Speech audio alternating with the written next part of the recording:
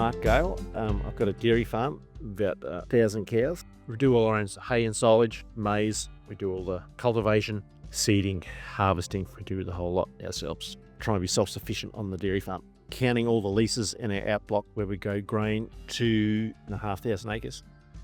Usually about 400 units of N.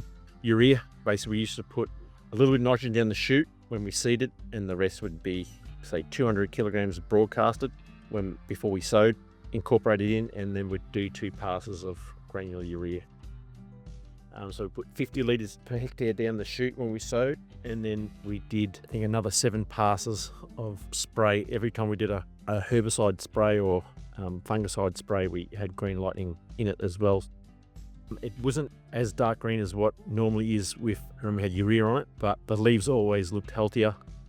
We did our last spray just after tasselling, and we reckon we had bigger cobs.